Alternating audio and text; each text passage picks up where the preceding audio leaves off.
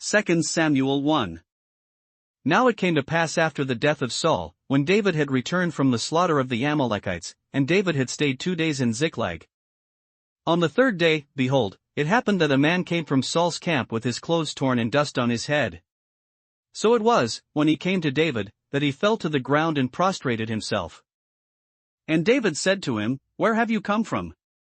So he said to him, I have escaped from the camp of Israel. Then David said to him, How did the matter go? Please tell me. And he answered, The people have fled from the battle, many of the people are fallen and dead, and Saul and Jonathan his son are dead also. So David said to the young man who told him, How do you know that Saul and Jonathan his son are dead? Then the young man who told him said, As I happened by chance to be on Mount Gilboa, there was Saul, leaning on his spear, and indeed the chariots and horsemen followed hard after him. Now when he looked behind him, he saw me and called to me. And I answered, Here I am. And he said to me, Who are you? So I answered him, I am an Amalekite. He said to me again, Please stand over me and kill me, for anguish has come upon me, but my life still remains in me. So I stood over him and killed him, because I was sure that he could not live after he had fallen. And I took the crown that was on his head and the bracelet that was on his arm, and have brought them here to my lord. Therefore David took hold of his own clothes and tore them, and so did all the men who were with him. And they mourned and wept and fasted until evening for Saul and for Jonathan his son, for the people of the Lord and for the house of Israel, because they had fallen by the sword. Then David said to the young man who told him, Where are you from? And he answered, I am the son of an alien, an Amalekite. So David said to him, How was it you were not afraid to put forth your hand to destroy the Lord's anointed? Then David called one of the young men and said, Go near, and execute him. And he struck him so that he died. So David said to him, Your blood is on your own head, for your own mouth has testified against you, saying, I have killed the Lord's anointed. Then David lamented with this lamentation over Saul and over Jonathan his son. And he told them to teach the children of Judah the song of the bow, indeed it is written in the book of Jasher. The beauty of Israel is slain on your high places. How the mighty have fallen. Tell it not in Gath, proclaim it not in the streets of Ashkelon, lest the daughters of the Philistines rejoice, lest the daughters of the uncircumcised triumph. O mountains of Gilboa, let there be no dew nor rain upon you, nor fields of offerings. For the shield of the mighty is cast away there.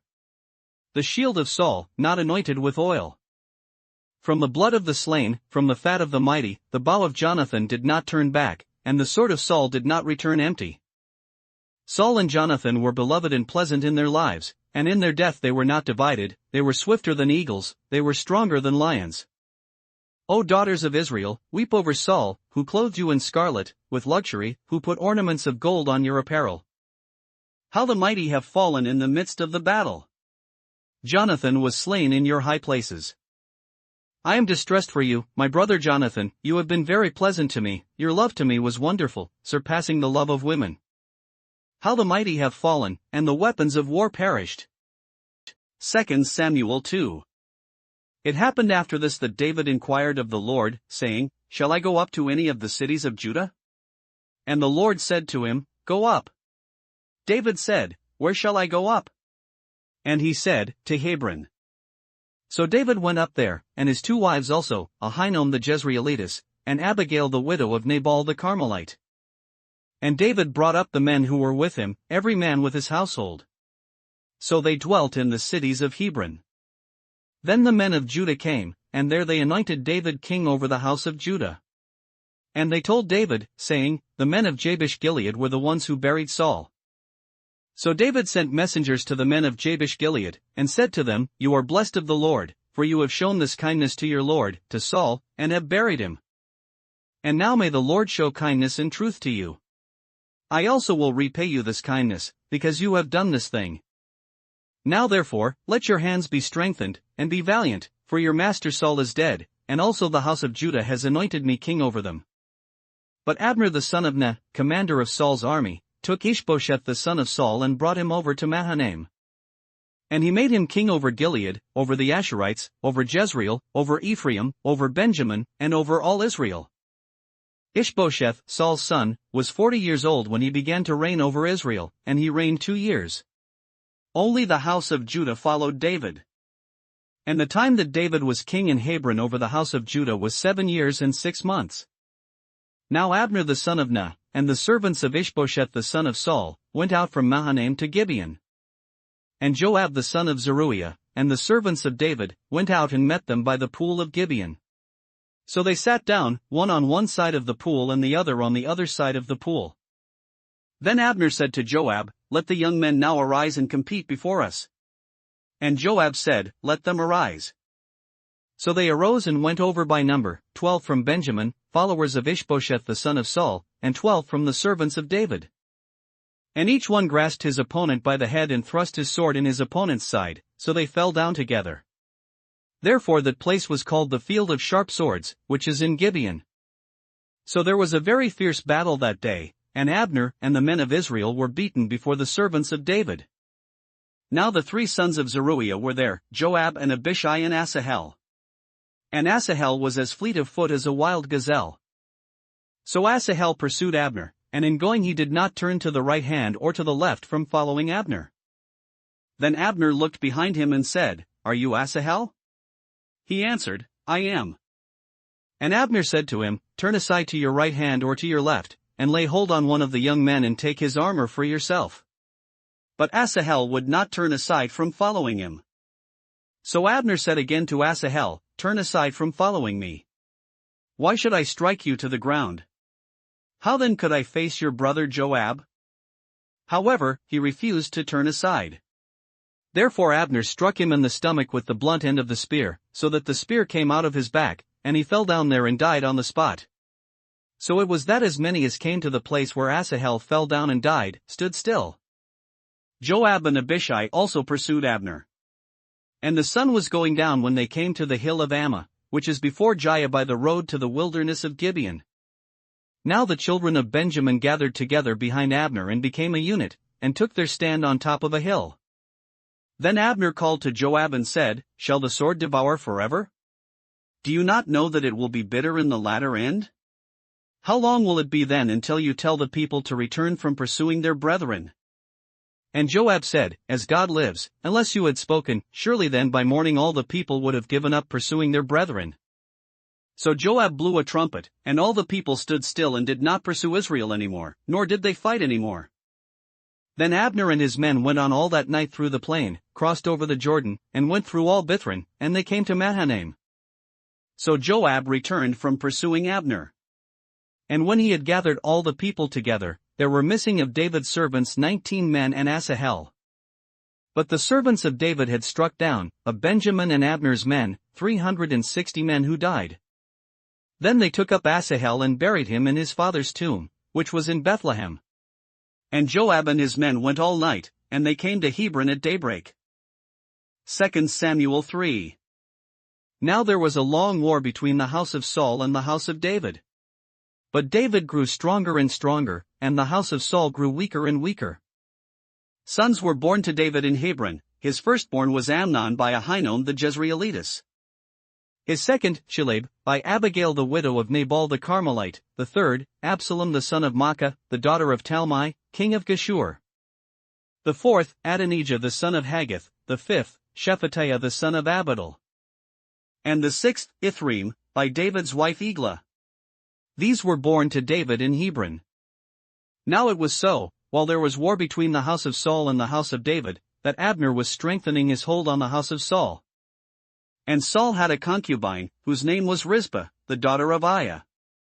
So Ishbosheth said to Abner, "Why have you gone in to my father's concubine?" Then Abner became very angry at the words of Ishbosheth, and said, "Am I a dog's head that belongs to Judah? Today I show loyalty to the house of Saul your father, to his brothers, and to his friends, and have not delivered you into the hand of David, and you charge me today with a fault concerning this woman? May God do so to Abner, and more also, if I do not do for David as the Lord has sworn to him, to transfer the kingdom from the house of Saul, and set up the throne of David over Israel and over Judah, from Dan to Beersheba." And he could not answer Abner another word, because he feared him. Then Abner sent messengers on his behalf to David, saying, "Whose is the land?" saying also, "Make your covenant with me, and indeed my hand shall be with you to bring all Israel to you." And David said, "Good, I will make a covenant with you. But one thing I require of you, you shall not see my face unless you first bring Michal, Saul's daughter, when you come to see my face." So David sent messengers to Ishbosheth, Saul's son, saying, "Give me my wife Michal, whom I betrothed to myself for 100 foreskins of the Philistines." And Ishbosheth sent and took her from her husband, from Paltiel the son of Laish. Then her husband went along with her to Bahurim, weeping behind her. So Abner said to him, "Go, return." And he returned. Now Abner had communicated with the elders of Israel, saying, "In time past you were seeking for David to be king over you. Now then, do it. For the Lord has spoken of David, saying, By the hand of my servant David, I will save my people Israel from the hand of the Philistines and the hand of all their enemies." And Abner also spoke in the hearing of Benjamin. Then Abner also went to speak in the hearing of David in Hebron all that seemed good to Israel and the whole house of Benjamin. So Abner and 20 men with him came to David at Hebron. And David made a feast for Abner and the men who were with him. Then Abner said to David, "I will arise and go, and gather all Israel to my lord the king, that they may make a covenant with you, and that you may reign over all that your heart desires." So David sent Abner away, and he went in peace. At that moment the servants of David and Joab came from a raid and brought much spoil with them. But Abner was not with David in Hebron, for he had sent him away, and he had gone in peace. When Joab and all the troops that were with him had come, they told Joab, saying, "Abner the son of Ner came to the king, and he sent him away, and he has gone in peace." Then Joab came to the king and said, "What have you done? Look, Abner came to you, why is it that you sent him away, and he is already gone? Surely you realize that Abner the son of Ner came to deceive you, to know your going out and your coming in, and to know all that you are doing." And when Joab had gone from David's presence, he sent messengers after Abner, who brought him back from the well of Sirah. But David did not know it. Now when Abner had returned to Hebron, Joab took him aside in the gate to speak with him privately, and there stabbed him in the stomach, so that he died for the blood of Asahel his brother. Afterward, when David heard it, he said, "My kingdom and I are guiltless before the Lord forever of the blood of Abner the son of Ner. Let it rest on the head of Joab and on all his father's house, and let there never fail to be in the house of Joab one who has a discharge or is a leper, who leans on a staff or falls by the sword, or who lacks bread."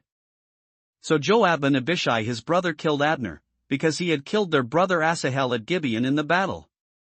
Then David said to Joab and to all the people who were with him, "Tear your clothes, gird yourselves with sackcloth, and mourn for Abner." And King David followed the coffin.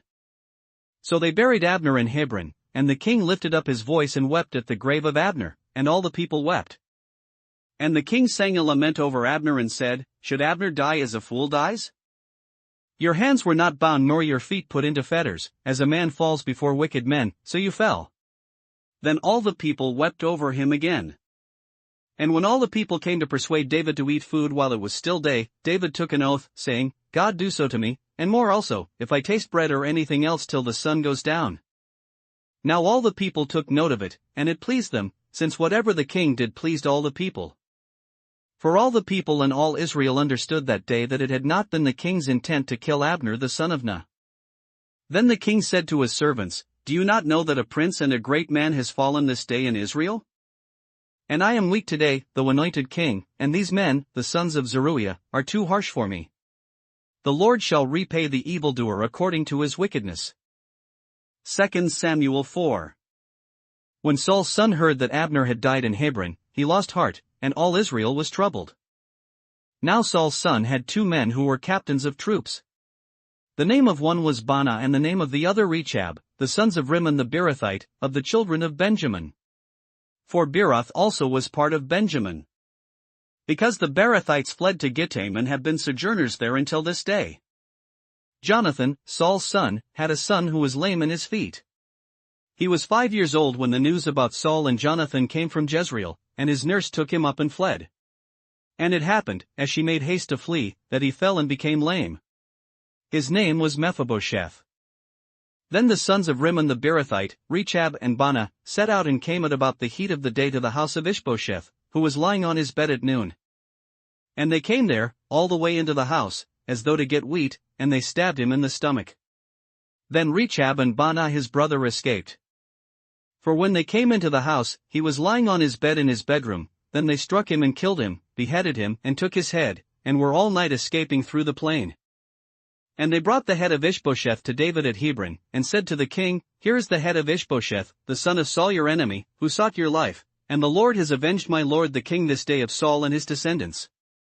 But David answered Rechab and Baanah his brother, the sons of Rimmon the Beerothite, and said to them, As the Lord lives, who has redeemed my life from all adversity.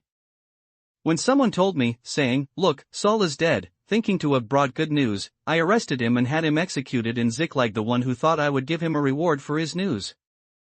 How much more, when wicked men have killed a righteous person in his own house on his bed? Therefore, shall I not now require his blood at your hand and remove you from the earth? So David commanded his young men, and they executed them, cut off their hands and feet, and hanged them by the pool in Hebron. But they took the head of Ishbosheth and buried it in the tomb of Abner in Hebron. 2 Samuel 5. Then all the tribes of Israel came to David at Hebron and spoke, saying, Indeed we are your bone and your flesh.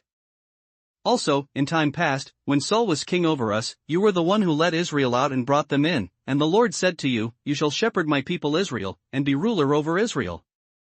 Therefore all the elders of Israel came to the king at Hebron, and King David made a covenant with them at Hebron before the Lord. And they anointed David king over Israel. David was 30 years old when he began to reign, and he reigned 40 years. In Hebron he reigned over Judah 7 years and 6 months, and in Jerusalem he reigned 33 years over all Israel and Judah. And the king and his men went to Jerusalem against the Jebusites, the inhabitants of the land, who spoke to David, saying, You shall not come in here, but the blind and the lame will repel you, thinking, David cannot come in here. Nevertheless David took the stronghold of Zion, that is, the city of David. Now David said on that day, Whoever climbs up by way of the water shaft and defeats the Jebusites, the lame and the blind, who are hated by David's soul, he shall be chief and captain. Therefore they say, The blind and the lame shall not come into the house. Then David dwelt in the stronghold, and called it the city of David. And David built all around from the Millo and inward. So David went on and became great, and the Lord God of hosts was with him. Then Hiram king of Tyre sent messengers to David, and cedar trees, and carpenters and masons. And they built David a house. So David knew that the Lord had established him as king over Israel, and that he had exalted his kingdom for the sake of his people Israel. And David took more concubines and wives from Jerusalem, after he had come from Hebron. Also more sons and daughters were born to David. Now these are the names of those who were born to him in Jerusalem: Shammua, Shobab, Nathan, Solomon, Ibhar, Elishua, Nepheg, Japhia, Elishama, Eliada, and Eliphalet. Now when the Philistines heard that they had anointed David king over Israel, all the Philistines went up to search for David. And David heard of it and went down to the stronghold. The Philistines also went and deployed themselves in the valley of Rephaim. So David inquired of the Lord, saying, Shall I go up against the Philistines? Will you deliver them into my hand? And the Lord said to David, Go up, for I will doubtless deliver the Philistines into your hand. So David went to Baal-perazim, and David defeated them there, and he said, The Lord has broken through my enemies before me, like a breakthrough of water. Therefore he called the name of that place Baal-perazim. And they left their images there, and David and his men carried them away. Then the Philistines went up once again and deployed themselves in the valley of Rephaim. Therefore David inquired of the Lord, and he said, You shall not go up, circle around behind them, and come upon them in front of the mulberry trees. And it shall be, when you hear the sound of marching in the tops of the mulberry trees, then you shall advance quickly. For then the Lord will go out before you to strike the camp of the Philistines. And David did so, as the Lord commanded him, and he drove back the Philistines from Geba as far as Gezer. 2 Samuel 6. Again David gathered all the choice men of Israel, 30,000. And David arose and went with all the people who were with him from Baal Judah to bring up from there the ark of God, whose name is called by the name, the Lord of hosts, who dwells between the cherubim. So they set the ark of God on a new cart, and brought it out of the house of Abinadab, which was on the hill, and Uzzah and Ahio, the sons of Abinadab, drove the new cart. And they brought it out of the house of Abinadab, which was on the hill, accompanying the ark of God, and Ahio went before the ark. Then David and all the house of Israel played music before the Lord on all kinds of instruments of fir wood, on harps, on stringed instruments, on tambourines, on sistrums, and on cymbals. And when they came to Nachon's threshing floor, Uzzah put out his hand to the ark of God and took hold of it, for the oxen stumbled. Then the anger of the Lord was aroused against Uzzah, and God struck him there for his error, and he died there by the ark of God. And David became angry because of the Lord's outbreak against Uzzah, and he called the name of the place Perez Uzzah to this day. David was afraid of the Lord that day, and he said, "How can the ark of the Lord come to me?" So David would not move the ark of the Lord with him into the city of David, but David took it aside into the house of Obed-Edom the Gittite. The ark of the Lord remained in the house of Obed-Edom the Gittite 3 months. And the Lord blessed Obed-Edom and all his household.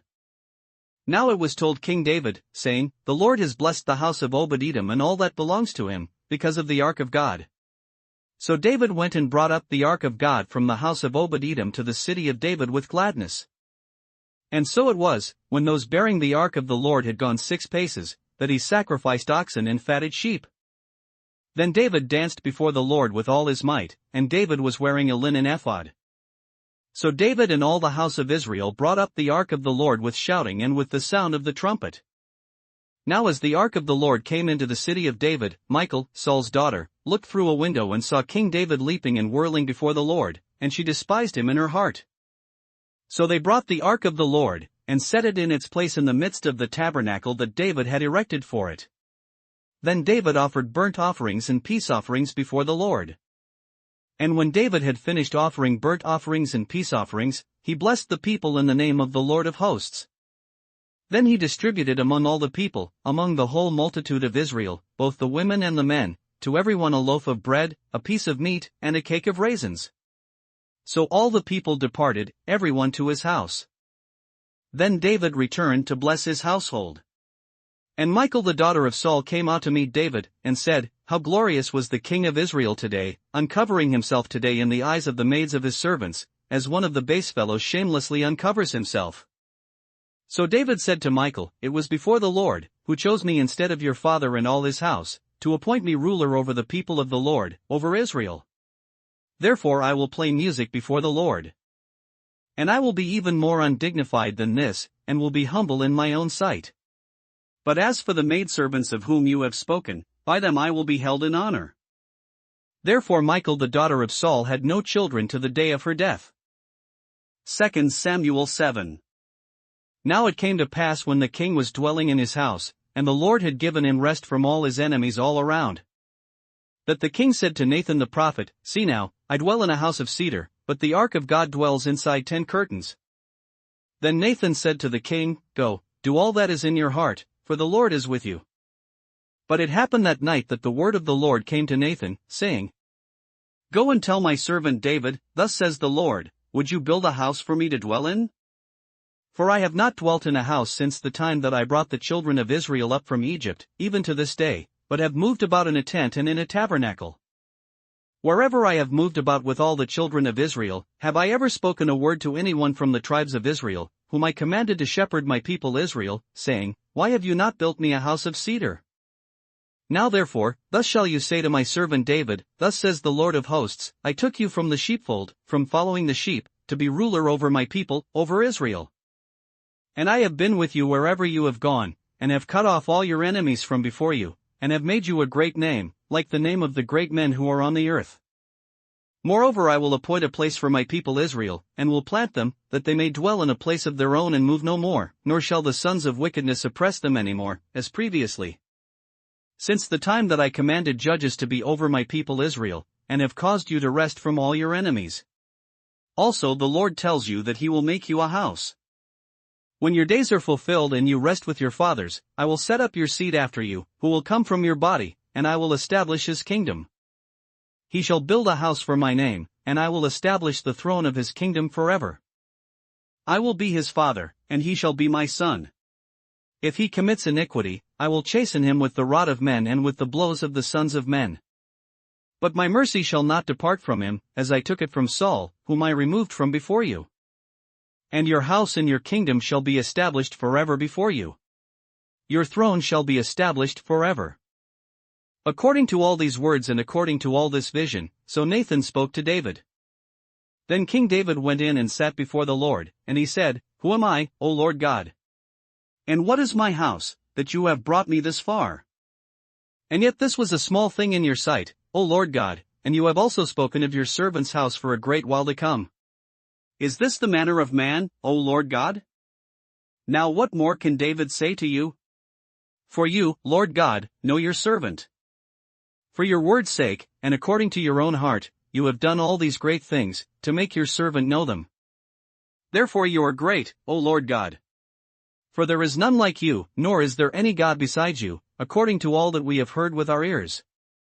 And who is like your people, like Israel, the one nation on the earth whom God went to redeem for himself as a people, to make for himself a name and to do for yourself great and awesome deeds for your land before your people whom you redeemed for yourself from Egypt, the nations, and their gods?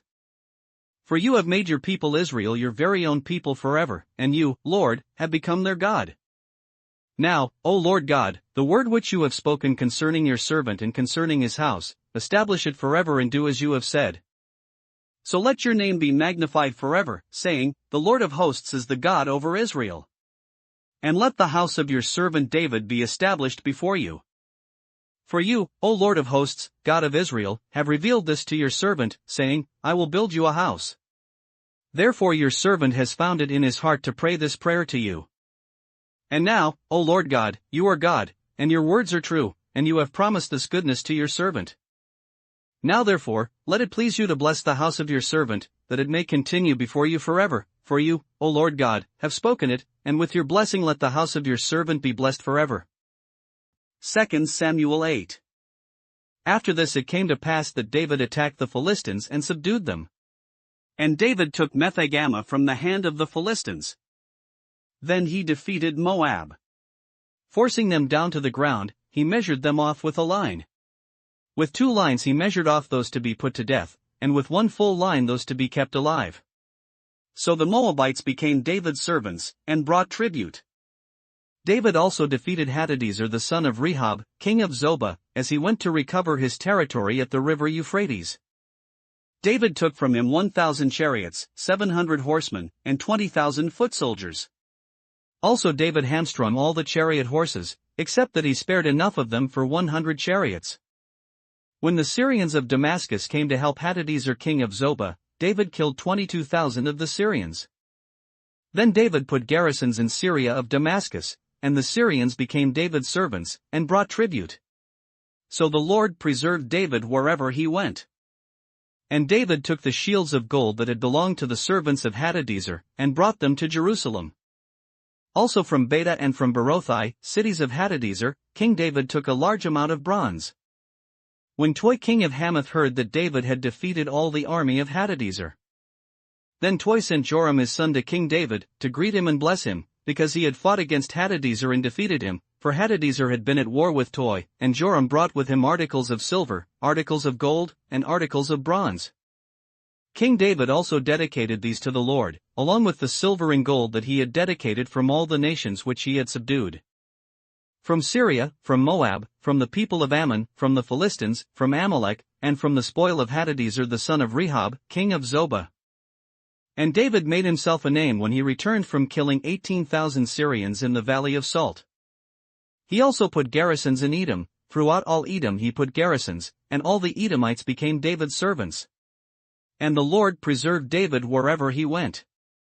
So David reigned over all Israel, and David administered judgment and justice to all his people. Joab the son of Zeruiah was over the army, Jehoshaphat the son of Ahilud was recorder. Zadok the son of Ahitub and Ahimelech the son of Abiathar were the priests, Sariah was the scribe. Benaiah the son of Jehoiada was over both the Cherethites and the Pelethites, and David's sons were chief ministers. 2 Samuel 9. Now David said, Is there still anyone who is left of the house of Saul, that I may show him kindness for Jonathan's sake? And there was a servant of the house of Saul whose name was Ziba. So when they had called him to David, the king said to him, Are you Ziba? He said, At your service. Then the king said, Is there not still someone of the house of Saul, to whom I may show the kindness of God? And Ziba said to the king, There is still a son of Jonathan who is lame in his feet. So the king said to him, "Where is he?" And Ziba said to the king, "Indeed he is in the house of Machir the son of Ammiel, in Lo-debar." Then King David sent and brought him out of the house of Machir the son of Ammiel, from Lo-debar. Now when Mephibosheth the son of Jonathan, the son of Saul, had come to David, he fell on his face and prostrated himself. Then David said, "Mephibosheth?" And he answered, "Here is your servant." So David said to him, "Do not fear, for I will surely show you kindness for Jonathan your father's sake, and will restore to you all the land of Saul your grandfather, and you shall eat bread at my table continually." Then he bowed himself, and said, "What is your servant, that you should look upon such a dead dog as I?" And the king called to Ziba, Saul's servant, and said to him, "I have given to your master's son all that belonged to Saul and to all his house. You therefore, and your sons and your servants, shall work the land for him, and you shall bring in the harvest, that your master's son may have food to eat. But Mephibosheth your master's son shall eat bread at my table always." Now Ziba had 15 sons and 20 servants. Then Ziba said to the king, "According to all that my lord the king has commanded his servant, so will your servant do. As for Mephibosheth, said the king, he shall eat at my table like one of the king's sons." Mephibosheth had a young son whose name was Micah. And all who dwelt in the house of Ziba were servants of Mephibosheth. So Mephibosheth dwelt in Jerusalem, for he ate continually at the king's table. And he was lame in both his feet. 2 Samuel 10.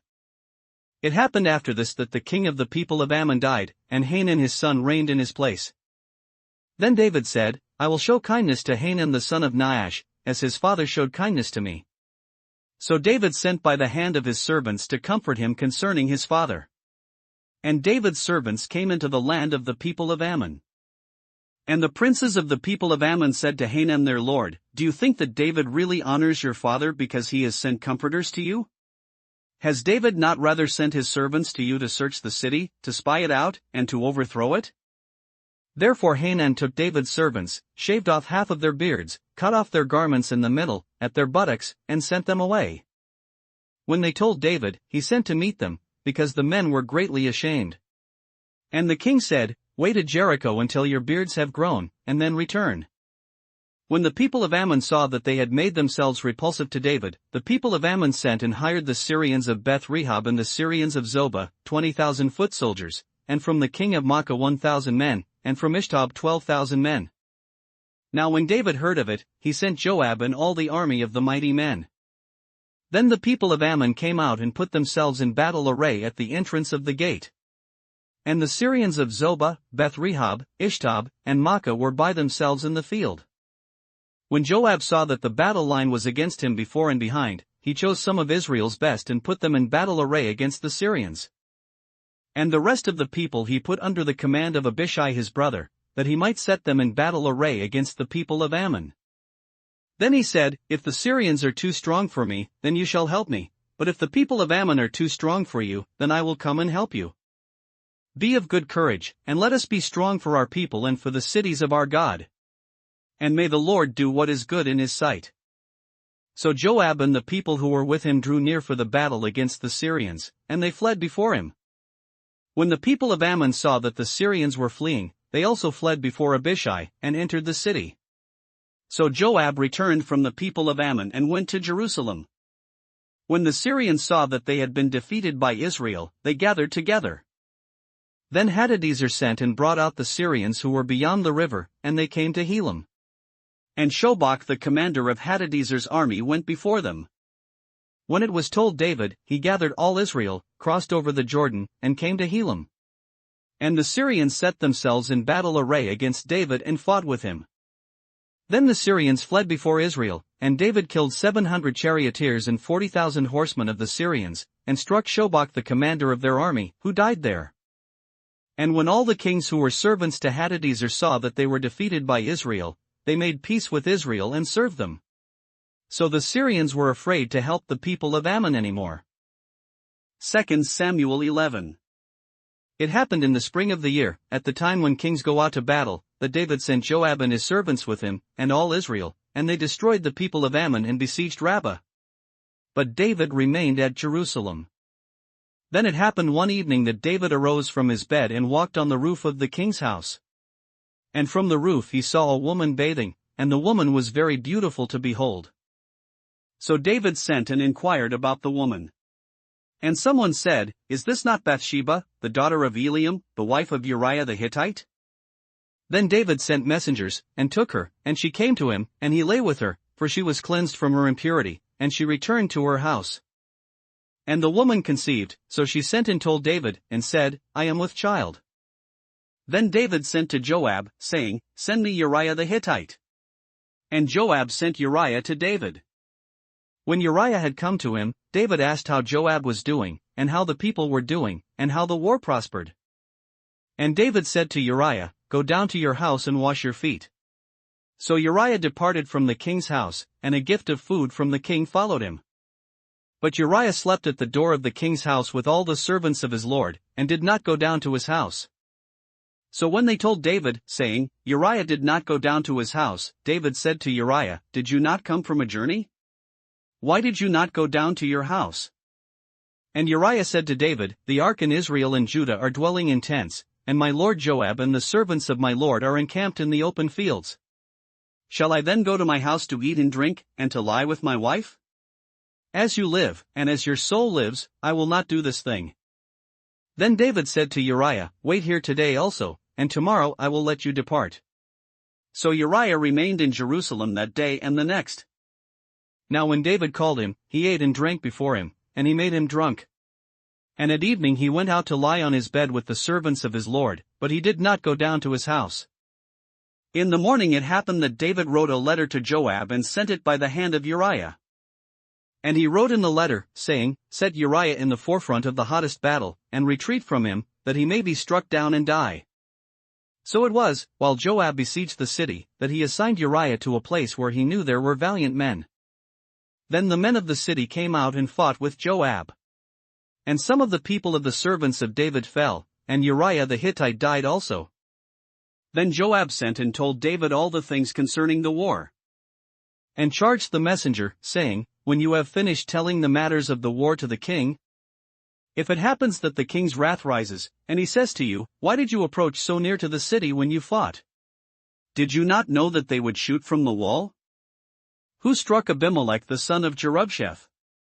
Was it not a woman who cast a piece of a millstone on him from the wall, so that he died in Thebez? Why did you go near the wall?' Then you shall say, 'Your servant Uriah the Hittite is dead also.'" So the messenger went, and came and told David all that Joab had sent by him. And the messenger said to David, "Surely the men prevailed against us and came out to us in the field, then we drove them back as far as the entrance of the gate. The archers shot from the wall at your servants, and some of the king's servants are dead, and your servant Uriah the Hittite is dead also." Then David said to the messenger, "Thus you shall say to Joab, 'Do not let this thing displease you, for the sword devours one as well as another. Strengthen your attack against the city, and overthrow it. So encourage him.'" When the wife of Uriah heard that Uriah her husband was dead, she mourned for her husband. And when her mourning was over, David sent and brought her to his house, and she became his wife and bore him a son. But the thing that David had done displeased the Lord. 2 Samuel 12. Then the Lord sent Nathan to David. And he came to him, and said to him, "There were 2 men in one city, one rich and the other poor. The rich man had exceedingly many flocks and herds. But the poor man had nothing, except one little ewe lamb which he had bought and nourished, and it grew up together with him and with his children. It ate of his own food and drank from his own cup and lay in his bosom, and it was like a daughter to him. And a traveler came to the rich man, who refused to take from his own flock and from his own herd to prepare one for the wayfaring man who had come to him, but he took the poor man's lamb and prepared it for the man who had come to him. So David's anger was greatly aroused against the man, and he said to Nathan, "As the Lord lives, the man who has done this shall surely die. And he shall restore fourfold for the lamb, because he did this thing and because he had no pity." Then Nathan said to David, "You are the man. Thus says the Lord God of Israel, I anointed you king over Israel, and I delivered you from the hand of Saul. I gave you your master's house and your master's wives into your keeping, and gave you the house of Israel and Judah. And if that had been too little, I also would have given you much more. Why have you despised the commandment of the Lord, to do evil in his sight? You have killed Uriah the Hittite with the sword, you have taken his wife to be your wife, and have killed him with the sword of the people of Ammon. Now therefore, the sword shall never depart from your house, because you have despised me, and have taken the wife of Uriah the Hittite to be your wife. Thus says the Lord, Behold, I will raise up adversity against you from your own house, and I will take your wives before your eyes and give them to your neighbor, and he shall lie with your wives in the sight of the sun. For you did it secretly, but I will do this thing before all Israel, before the sun. So David said to Nathan, I have sinned against the Lord. And Nathan said to David, The Lord also has put away your sin, you shall not die. However, because by this deed you have given great occasion to the enemies of the Lord to blaspheme, the child also who was born to you shall surely die. Then Nathan departed to his house. And the Lord struck the child that Uriah's wife bore to David, and it became ill. David therefore pleaded with God for the child, and David fasted and went in and lay all night on the ground. So the elders of his house arose and went to him, to raise him up from the ground. But he would not, nor did he eat food with them. Then on the 7th day it came to pass that the child died. And the servants of David were afraid to tell him that the child was dead. For they said, Indeed, while the child was alive, we spoke to him, and he would not heed our voice. How can we tell him that the child is dead? He may do some harm. When David saw that his servants were whispering, David perceived that the child was dead. Therefore David said to his servants, Is the child dead? And they said, He is dead. So David arose from the ground, washed and anointed himself, and changed his clothes, and he went into the house of the Lord and worshipped. Then he went to his own house, and when he requested, they set food before him, and he ate. Then his servants said to him, What is this that you have done? You fasted and wept for the child while he was alive, but when the child died, you arose and ate food. And he said, While the child was alive, I fasted and wept, for I said, Who can tell whether the Lord will be gracious to me, that the child may live? But now he is dead, why should I fast? Can I bring him back again? I shall go to him, but he shall not return to me. Then David comforted Bathsheba his wife, and went in to her and lay with her. So she bore a son, and he called his name Solomon. Now the Lord loved him. And he sent word by the hand of Nathan the prophet, so he called his name Jedediah, because of the Lord. Now Joab fought against Rabbah of the people of Ammon, and took the royal city. And Joab sent messengers to David, and said, I have fought against Rabbah, and I have taken the city's water supply. Now therefore, gather the rest of the people together and encamp against the city and take it, lest I take the city and it be called after my name. So David gathered all the people together and went to Rabbah, fought against it, and took it. Then he took their king's crown from his head. Its weight was a talent of gold, with precious stones. And it was set on David's head. Also he brought out the spoil of the city in great abundance. And he brought out the people who were in it, and put them to work with saws and iron picks and iron axes, and made them cross over to the brick works. So he did to all the cities of the people of Ammon. Then David and all the people returned to Jerusalem. 2 Samuel 13.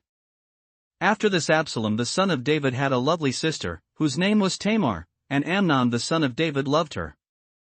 Amnon was so distressed over his sister Tamar that he became sick, for she was a virgin. And it was improper for Amnon to do anything to her. But Amnon had a friend whose name was Jonadab the son of Shimeah, David's brother. Now Jonadab was a very crafty man. And he said to him, Why are you, the king's son, becoming thinner day after day? Will you not tell me? Amnon said to him, I love Tamar, my brother Absalom's sister. So Jonadab said to him, Lie down on your bed and pretend to be ill. And when your father comes to see you, say to him, Please let my sister Tamar come and give me food, and prepare the food in my sight, that I may see it and eat it from her hand. Then Amnon lay down and pretended to be ill, and when the king came to see him, Amnon said to the king, Please let Tamar my sister come and make a couple of cakes for me in my sight, that I may eat from her hand. And David sent home to Tamar, saying, Now go to your brother Amnon's house, and prepare food for him. So Tamar went to her brother Amnon's house, and he was lying down. Then she took flour and kneaded it, made cakes in his sight, and baked the cakes. And she took the pan and placed them out before him, but he refused to eat. Then Amnon said, "Have everyone go out from me." And they all went out from him. Then Amnon said to Tamar, "Bring the food into the bedroom, that I may eat from your hand." And Tamar took the cakes which she had made, and brought them to Amnon her brother in the bedroom. Now when she had brought them to him to eat, he took hold of her and said to her, "Come, lie with me, my sister." But she answered him, "No, my brother, do not force me, for no such thing should be done in Israel. Do not do this disgraceful thing. And I, where could I take my shame? And as for you, you would be like one of the fools in Israel. Now therefore, please speak to the king, for he will not withhold me from you." However, he would not heed her voice, and being stronger than she, he forced her and lay with her. Then Amnon hated her exceedingly, so that the hatred with which he hated her was greater than the love with which he had loved her. And Amnon said to her, "Arise, be gone." So she said to him, "No, indeed. This evil of sending me away is worse than the other that you did to me." But he would not listen to her. Then he called his servant who attended him, and said, "Here. Put this woman out, away from me, and bolt the door behind her." Now she had on a robe of many colors, for the king's virgin daughters wore such apparel. And his servant put her out and bolted the door behind her. Then Tamar put ashes on her head, and tore her robe of many colors that was on her, and laid her hand on her head and went away crying bitterly. And Absalom her brother said to her, "Has Amnon your brother been with you? But now hold your peace, my sister. He is your brother, do not take this thing to heart." So Tamar remained desolate in her brother Absalom's house. But when King David heard of all these things, he was very angry. And Absalom spoke to his brother Amnon neither good nor bad. For Absalom hated Amnon, because he had forced his sister Tamar. And it came to pass, after 2 full years, that Absalom had sheepshearers in Baal-Hazor, which is near Ephraim, so Absalom invited all the king's sons. Then Absalom came to the king and said, "Kindly note, your servant has sheepshearers, please, let the king and his servants go with your servant." But the king said to Absalom, "No, my son, let us not all go now, lest we be a burden to you." Then he urged him, but he would not go, and he blessed him. Then Absalom said, "If not, please let my brother Amnon go with us." And the king said to him, "Why should he go with you?" But Absalom urged him, so he let Amnon and all the king's sons go with him. Now Absalom had commanded his servants, saying, "Watch now, when Amnon's heart is merry with wine, and when I say to you, strike Amnon, then kill him. Do not be afraid. Have I not commanded you? Be courageous and valiant." So the servants of Absalom did to Amnon as Absalom had commanded. Then all the king's sons arose, and each one got on his mule and fled. And it came to pass, while they were on the way, that news came to David, saying, "Absalom has killed all the king's sons, and not one of them is left." So the king arose and tore his garments and lay on the ground, and all the servants stood by with their clothes torn. Then Jonadab the son of Shimea, David's brother, answered and said, "Let not my lord suppose they have killed all the young men, the king's sons, for only Amnon is dead. For by the command of Absalom this has been determined from the day that he forced his sister Tamar. Now therefore, let not my lord the king take the thing to his heart, to think that all the king's sons are dead. For only Amnon is dead." Then Absalom fled. And the young man who was keeping watch lifted his eyes and looked, and there, many people were coming from the road on the hillside behind him. And Jonadab said to the king, "Look, the king's sons are coming, as your servant said, so it is." So it was, as soon as he had finished speaking, that the king's sons indeed came, and they lifted up their voice and wept. Also the king and all his servants wept very bitterly. But Absalom fled and went to Talmai the son of Ammihud, king of Geshur. And David mourned for his son every day. So Absalom fled and went to Geshur, and was there 3 years. And King David longed to go to Absalom. For he had been comforted concerning Amnon, because he was dead. 2 Samuel 14. So Joab the son of Zeruiah perceived that the king's heart was concerned about Absalom. And Joab sent to Tekoa and brought from there a wise woman, and said to her, "Please pretend to be a mourner, and put on mourning apparel, do not anoint yourself with oil, but act like a woman who has been mourning a long time for the dead. Go to the king and speak to him in this manner." So Joab put the words in her mouth. And when the woman of Tekoa spoke to the king, she fell on her face to the ground and prostrated herself, and said, "Help, O king!" Then the king said to her, "What troubles you?" And she answered, "Indeed I am a widow, my husband is dead." Now your maidservant had 2 sons, and the 2 fought with each other in the field, and there was no one to part them, but the one struck the other and killed him. And now the whole family has risen up against your maidservant, and they said, "Deliver him who struck his brother, that we may execute him for the life of his brother whom he killed, and we will destroy the heir also." So they would extinguish my ember that is left, and leave to my husband neither name nor remnant on the earth. Then the king said to the woman, "Go to your house, and I will give orders concerning you." And the woman of Tekoa said to the king, "My lord, O king, let the iniquity be on me and on my father's house, and the king and his throne be guiltless." So the king said, "Whoever says anything to you, bring him to me, and he shall not touch you any more." Then she said, "Please let the king remember the Lord your God, and do not permit the avenger of blood to destroy any more, lest they destroy my son." And he said, "As the Lord lives, not one hair of your son shall fall to the ground." Therefore the woman said, "Please, let your maidservant speak another word to my lord the king."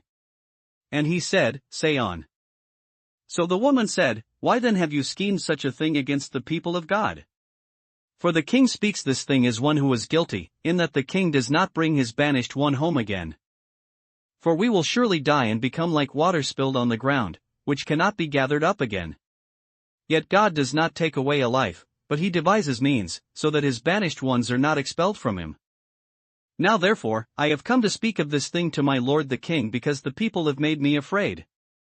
And your maidservant said, "I will now speak to the king, it may be that the king will perform the request of his maidservant. For the king will hear and deliver his maidservant from the hand of the man who would destroy me and my son together from the inheritance of God." Your maidservant said, "The word of my lord the king will now be comforting, for as the angel of God, so is my lord the king in discerning good and evil. And may the Lord your God be with you." Then the king answered and said to the woman, "Please do not hide from me anything that I ask you." And the woman said, "Please, let my lord the king speak." So the king said, "Is the hand of Joab with you in all this?" And the woman answered and said, "As you live, my lord the king, no one can turn to the right hand or to the left from anything that my lord the king has spoken. For your servant Joab commanded me, and he put all these words in the mouth of your maidservant. To bring about this change of affairs your servant Joab has done this thing, but my lord is wise, according to the wisdom of the angel of God, to know everything that is in the earth." And the king said to Joab, "All right, I have granted this thing. Go therefore, bring back the young man Absalom." Then Joab fell to the ground on his face and bowed himself, and thanked the king. And Joab said, "Today your servant knows that I have found favor in your sight, my lord, O king, in that the king has fulfilled the request of his servant." So Joab arose and went to Geshur, and brought Absalom to Jerusalem. And the king said, "Let him return to his own house, but do not let him see my face." So Absalom returned to his own house, but did not see the king's face. Now in all Israel there was no one who was praised as much as Absalom for his good looks. From the sole of his foot to the crown of his head there was no blemish in him. And when he cut the hair of his head at the end of every year he cut it because it was heavy on him when he cut it. He weighed the hair of his head at 200 shekels according to the king's standard. To Absalom were born 3 sons, and 1 daughter whose name was Tamar. She was a woman of beautiful appearance. And Absalom dwelt 2 full years in Jerusalem, but did not see the king's face. Therefore Absalom sent for Joab, to send him to the king, but he would not come to him. And when he sent again the second time, he would not come. So he said to his servants, "See, Joab's field is near mine, and he has barley there, go and set it on fire." And Absalom's servants set the field on fire. Then Joab arose and came to Absalom's house, and said to him, "Why have your servants set my field on fire?" And Absalom answered Joab, "Look, I sent to you, saying, Come here, so that I may send you to the king, to say, Why have I come from Geshur? It would be better for me to be there still. Now therefore, let me see the king's face, but if there is iniquity in me, let him execute me." So Joab went to the king and told him. And when he had called for Absalom, he came to the king and bowed himself on his face to the ground before the king. Then the king kissed Absalom. 2 Samuel 15. After this it happened that Absalom provided himself with chariots and horses, and 50 men to run before him. Now Absalom would rise early and stand beside the way to the gate. So it was, whenever anyone who had a lawsuit came to the king for a decision, that Absalom would call to him and say, "What city are you from?" And he would say, "Your servant is from such and such a tribe of Israel." Then Absalom would say to him, "Look, your case is good and right, but there is no deputy of the king to hear you." Moreover, Absalom would say, "Oh, that I were made judge in the land, and everyone who has any suit or cause would come to me, then I would give him justice." And so it was, whenever anyone came near to bow down to him, that he would put out his hand and take him and kiss him. In this manner Absalom acted toward all Israel who came to the king for judgment. So Absalom stole the hearts of the men of Israel. Now it came to pass after 40 years that Absalom said to the king, "Please, let me go to Hebron and pay the vow which I made to the Lord. For your servant took a vow while I dwelt at Geshur in Syria, saying, If the Lord indeed brings me back to Jerusalem, then I will serve the Lord." And the king said to him, "Go in peace." So he arose and went to Hebron. Then Absalom sent spies throughout all the tribes of Israel, saying, "As soon as you hear the sound of the trumpet, then you shall say, Absalom reigns in Hebron." And with Absalom went 200 men invited from Jerusalem, and they went along innocently and did not know anything. Then Absalom sent for Ahithophel the Gilonite, David's counselor, from his city from Giloh while he offered sacrifices. And the conspiracy grew strong, for the people with Absalom continually increased in number. Now a messenger came to David, saying, "The hearts of the men of Israel are with Absalom." So David said to all his servants who were with him at Jerusalem, "Arise, and let us flee, or we shall not escape from Absalom. Make haste to depart, lest he overtake us suddenly and bring disaster upon us, and strike the city with the edge of the sword." And the king's servants said to the king, "We are your servants, ready to do whatever my lord the king commands." Then the king went out with all his household after him. But the king left 10 women, concubines, to keep the house. And the king went out with all the people after him, and stopped at the outskirts. Then all his servants passed before him, and all the Cherethites, all the Pelethites, and all the Gittites, 600 men who had followed him from Gath, passed before the king. Then the king said to Ittai the Gittite, "Why are you also going with us? Return and remain with the king. For you are a foreigner and also an exile from your own place. In fact, you came only yesterday. Should I make you wander up and down with us today, since I go I know not where? Return, and take your brethren back. Mercy and truth be with you." But Ittai answered the king and said, "As the Lord lives, and as my lord the king lives, surely in whatever place my lord the king shall be, whether in death or life, even there also your servant will be." So David said to Ittai, "Go, and cross over." Then Ittai the Gittite and all his men and all the little ones who were with him crossed over. And all the country wept with a loud voice, and all the people crossed over. The king himself also crossed over the brook Kidron, and all the people crossed over toward the way of the wilderness. There was Zadok also, and all the Levites with him, bearing the ark of the covenant of God. And they set down the ark of God, and Abiathar went up until all the people had finished crossing over from the city. Then the king said to Zadok, "Carry the ark of God back into the city. If I find favor in the eyes of the Lord, he will bring me back and show me both it and his dwelling place. But if he says thus, I have no delight in you, here I am, let him do to me as seems good to him." The king also said to Zadok the priest, "Are you not a seer? Return to the city in peace, and your 2 sons with you, Ahimaaz your son, and Jonathan the son of Abiathar. See, I will wait in the plains of the wilderness until word comes from you to inform me." Therefore Zadok and Abiathar carried the ark of God back to Jerusalem. And they remained there. So David went up by the ascent of the Mount of Olives, and wept as he went up, and he had his head covered and went barefoot. And all the people who were with him covered their heads and went up, weeping as they went up. Then someone told David, saying, "Ahithophel is among the conspirators with Absalom." And David said, "O Lord, I pray, turn the counsel of Ahithophel into foolishness." Now it happened when David had come to the top of the mountain, where he worshipped God, there was Hushai the Archite coming to meet him with his robe torn and dust on his head. David said to him, "If you go on with me, then you will become a burden to me. But if you return to the city, and say to Absalom, I will be your servant, O king, as I was your father's servant previously, so I will now also be your servant, then you may defeat the counsel of Ahithophel for me. And do you not have Zadok and Abiathar the priests with you there? Therefore it will be that whatever you hear from the king's house, you shall tell to Zadok and Abiathar the priests. Indeed they have there with them their 2 sons, Ahimaaz, Zadok's son, and Jonathan, Abiathar's son, and by them you shall send me everything you hear. So Hushai, David's friend, went into the city. And Absalom came into Jerusalem.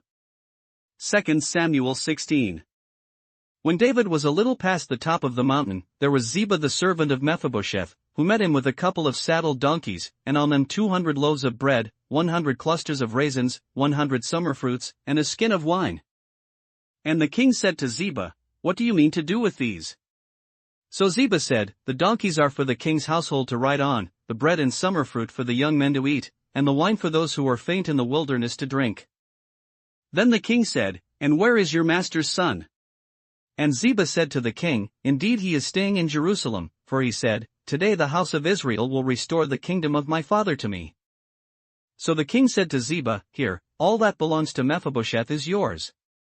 And Ziba said, I humbly bow before you, that I may find favor in your sight, my lord, O king. Now when King David came to Bahurim, there was a man from the family of the house of Saul, whose name was Shimei the son of Gera, coming from there. He came out, cursing continuously as he came.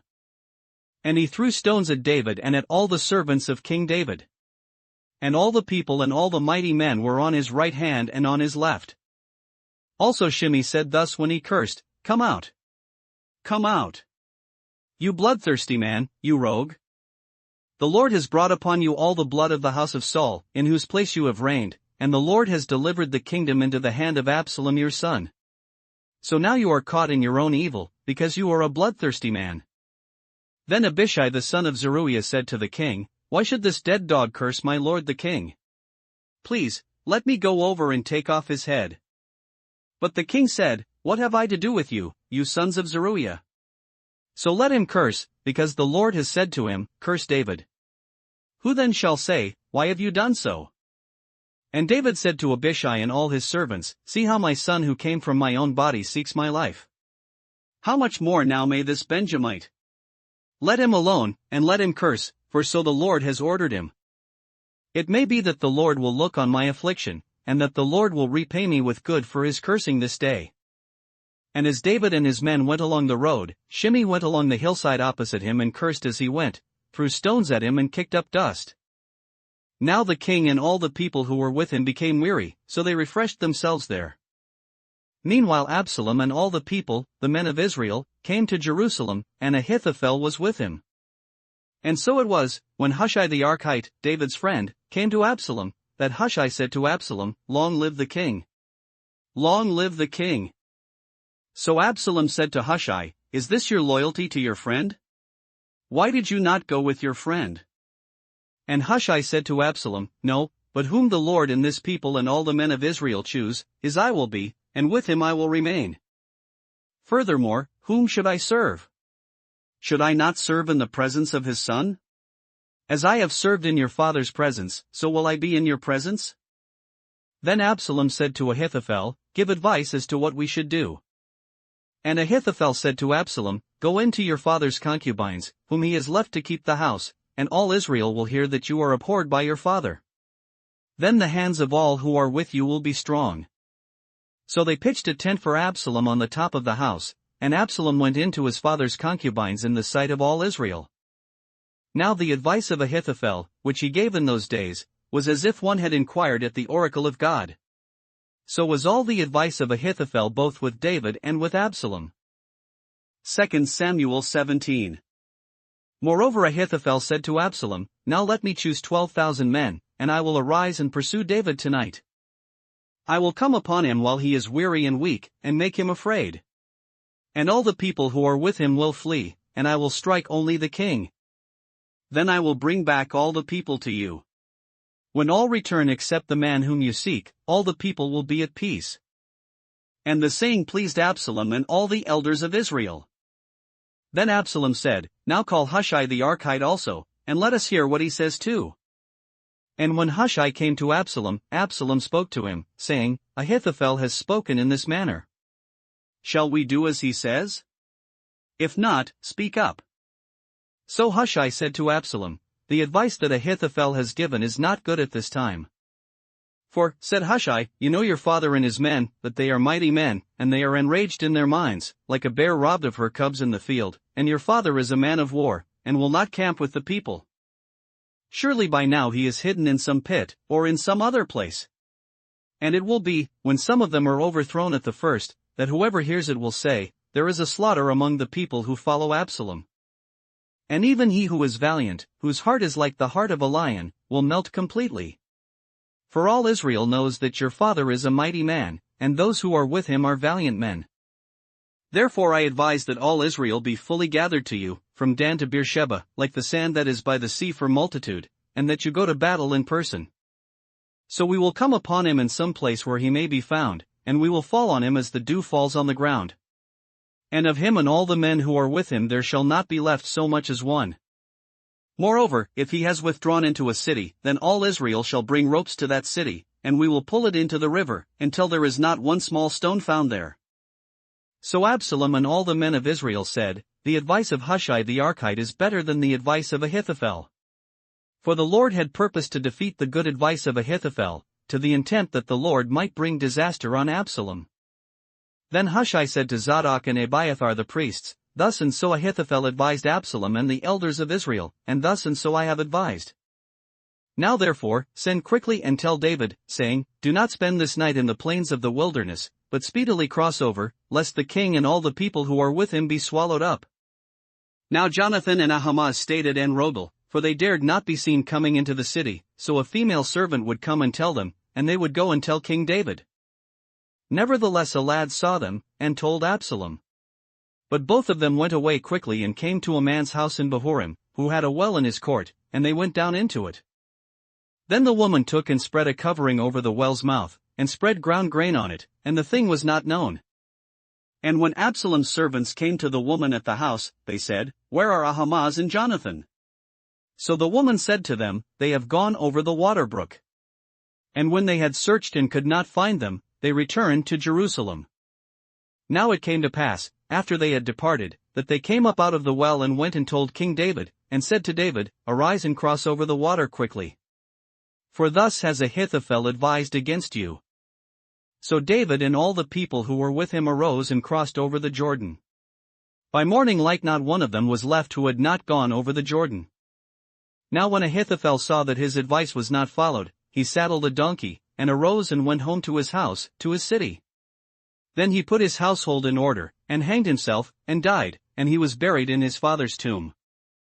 Then David went to Mahanaim. And Absalom crossed over the Jordan, he and all the men of Israel with him. And Absalom made Amasa captain of the army instead of Joab. This Amasa was the son of a man whose name was Jithra, an Israelite, who had gone in to Abigail the daughter of Nahash, sister of Zeruiah, Joab's mother. So Israel and Absalom encamped in the land of Gilead. Now it happened, when David had come to Mahanaim, that Shobi the son of Nahash from Rabbah of the people of Ammon, Machir the son of Ammiel from Lo-Debar, and Barzillai the Gileadite from Rogelim, brought beds and basins, earthen vessels and wheat, barley and flour, parched grain and beans, lentils and parched seeds, honey and curds, sheep and cheese of the herd, for David and the people who were with him to eat. For they said, The people are hungry and weary and thirsty in the wilderness. 2 Samuel 18. And David numbered the people who were with him, and set captains of thousands and captains of hundreds over them. Then David sent out 1/3 of the people under the hand of Joab, 1/3 under the hand of Abishai the son of Zeruiah, Joab's brother, and 1/3 under the hand of Ittai the Gittite. And the king said to the people, I also will surely go out with you myself. But the people answered, You shall not go out.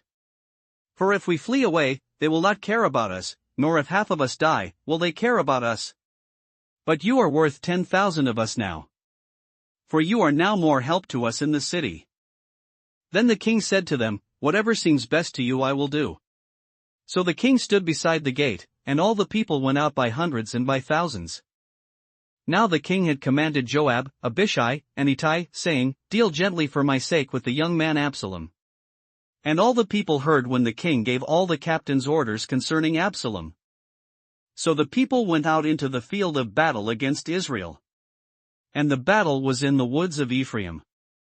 The people of Israel were overthrown there before the servants of David, and a great slaughter of 20,000 took place there that day. For the battle there was scattered over the face of the whole countryside, and the woods devoured more people that day than the sword devoured. Then Absalom met the servants of David. Absalom rode on a mule. The mule went under the thick boughs of a great terebinth tree, and his head caught in the terebinth, so he was left hanging between heaven and earth. And the mule which was under him went on. Now a certain man saw it and told Joab, and said, I just saw Absalom hanging in a terebinth tree. So Joab said to the man who told him, You just saw him. And why did you not strike him there to the ground? I would have given you 10 shekels of silver and a belt. But the man said to Joab, Though I were to receive 1,000 shekels of silver in my hand, I would not raise my hand against the king's son. For in our hearing the king commanded you and Abishai and Ittai, saying, Beware lest anyone touch the young man Absalom. Otherwise I would have dealt falsely against my own life.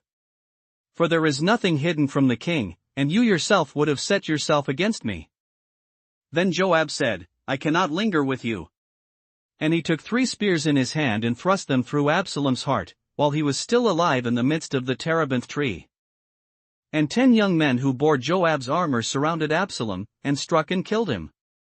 So Joab blew the trumpet, and the people returned from pursuing Israel. For Joab held back the people. And they took Absalom and cast him into a large pit in the woods, and laid a very large heap of stones over him. Then all Israel fled, everyone to his tent. Now Absalom in his lifetime had taken and set up a pillar for himself, which is in the king's valley. For he said, I have no son to keep my name in remembrance. He called the pillar after his own name. And to this day it is called Absalom's monument. Then Ahimaaz the son of Zadok said, Let me run now and take the news to the king, how the Lord has avenged him of his enemies. And Joab said to him, You shall not take the news this day, for you shall take the news another day. But today you shall take no news, because the king's son is dead. Then Joab said to the Cushite, Go, tell the king what you have seen. So the Cushite bowed himself to Joab and ran. And Ahimaaz the son of Zadok said again to Joab, But whatever happens, please let me also run after the Cushite. So Joab said, Why will you run, my son, since you have no news ready? But whatever happens, he said, let me run. So he said to him, Run. Then Ahimaaz ran by way of the plain, and outran the Cushite. Now David was sitting between the 2 gates. And the watchman went up to the roof over the gate, to the wall, lifted his eyes and looked, and there was a man, running alone. Then the watchman cried out and told the king. And the king said, If he is alone, there is news in his mouth. And he came rapidly and drew near. Then the watchman saw another man running, and the watchman called to the gatekeeper and said, There is another man, running alone. And the king said, He also brings news. So the watchman said, I think the running of the first is like the running of Ahimaaz the son of Zadok. And the king said, He is a good man, and comes with good news. So Ahimaaz called out and said to the king, All is well. Then he bowed down with his face to the earth before the king, and said, Blessed be the Lord your God, who has delivered up the men who raised their hand against my lord the king. The king said, Is the young man Absalom safe? Ahimaaz answered, When Joab sent the king's servant and me your servant, I saw a great tumult, but I did not know what it was about. And the king said, Turn aside and stand here. So he turned aside and stood still. Just then the Cushite came, and the Cushite said, There is good news, my lord the king. For the Lord has avenged you this day of all those who rose against you. And the king said to the Cushite, Is the young man Absalom safe? So the Cushite answered, May the enemies of my lord the king, and all who rise against you to do harm, be like that young man. Then the king was deeply moved, and went up to the chamber over the gate, and wept. And as he went, he said thus, O my son Absalom, my son Absalom, if only I had died in your place. O Absalom, my son, my son. 2 Samuel 19. And Joab was told, Behold, the king is weeping and mourning for Absalom. So the victory that day was turned into mourning for all the people. For the people heard it said that day, the king is grieved for his son. And the people stole back into the city that day, as people who are ashamed steal away when they flee in battle. But the king covered his face, and the king cried out with a loud voice, O my son Absalom! O Absalom, my son, my son! Then Joab came into the house to the king, and said, Today you have disgraced all your servants who today have saved your life, the lives of your sons and daughters, the lives of your wives and the lives of your concubines. In that you love your enemies and hate your friends. For you have declared today that you regard neither princes nor servants, for today I perceive that if Absalom had lived and all of us had died today, then it would have pleased you well. Now therefore, arise, go out and speak comfort to your servants. For I swear by the Lord, if you do not go out, not one will stay with you this night. And that will be worse for you than all the evil that has befallen you from your youth until now. Then the king arose and sat in the gate. And they told all the people, saying, There is the king, sitting in the gate. So all the people came before the king. For everyone of Israel had fled to his tent. Now all the people were in a dispute throughout all the tribes of Israel, saying, The king saved us from the hand of our enemies, he delivered us from the hand of the Philistines, and now he is fled from the land because of Absalom. But Absalom, whom we anointed over us, has died in battle. Now therefore, why do you say nothing about bringing back the king? So King David sent to Zadok and Abiathar the priests, saying, Speak to the elders of Judah, saying, Why are you the last to bring the king back to his house, since the words of all Israel have come to the king, to his very house? You are my brethren, you are my bone and my flesh. Why then are you the last to bring back the king? And say to Amasa, Are you not my bone and my flesh? God do so to me, and more also, if you are not commander of the army before me continually in place of Joab. So he swayed the hearts of all the men of Judah, just as the heart of one man, so that they sent this word to the king, Return, you and all your servants. Then the king returned and came to the Jordan. And Judah came to Gilgal, to go to meet the king, to escort the king across the Jordan.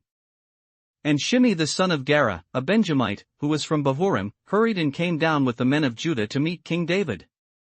There were 1,000 men of Benjamin with him, and Ziba the servant of the house of Saul, and his 15 sons and his 20 servants with him, and they went over the Jordan before the king. Then a ferryboat went across to carry over the king's household, and to do what he thought good. Now Shimei the son of Gera fell down before the king when he had crossed the Jordan.